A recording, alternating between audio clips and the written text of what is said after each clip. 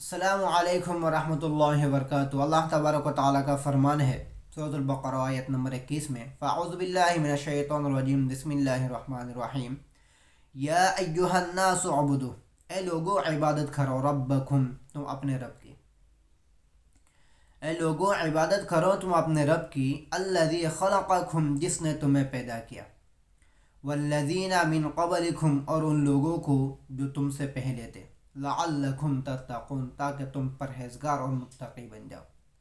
اللہ تبارک و تعالیٰ کا فرمان ہے کہ تم اللہ تبارک و تعالیٰ کی عبادت کرو، اللہ تبارک و تعالیٰ کی عبادت کرو تاکہ تم پرہیزگار اور متقی بن جاؤ۔ آیت نمبر 22 میں اللہ تبارک و تعالیٰ کا فرمان کیا ہے؟ الذی جعل لکم الارض، جس نے بنایا تمہارے لیے زمین فرش۔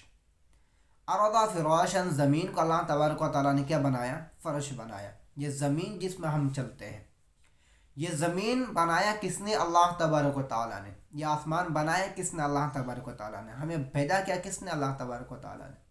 پھر بھی ہم اللہ تبارک و تعالیٰ ہی کی نافرمانی کرتے ہیں۔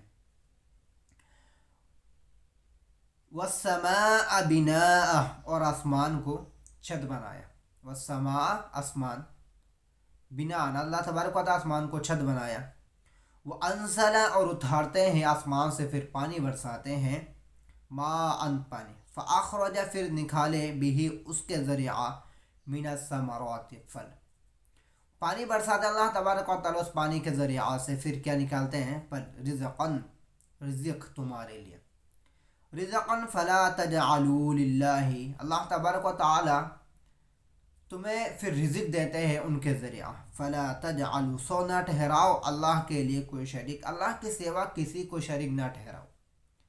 اللہ تبارک و تعالیٰ کا فرمان، اللہ تبارک و آسمان سے بارش برساتے ہیں، اس بارش کے ذریعہ پھر زمین سے غلہ اگتے ہیں، غلہ کے ذریعہ پھر ہم اس کو کھاتے ہیں، پیتے ہیں، پھر اس کے ذریعہ ہم زندہ رہتے ہیں۔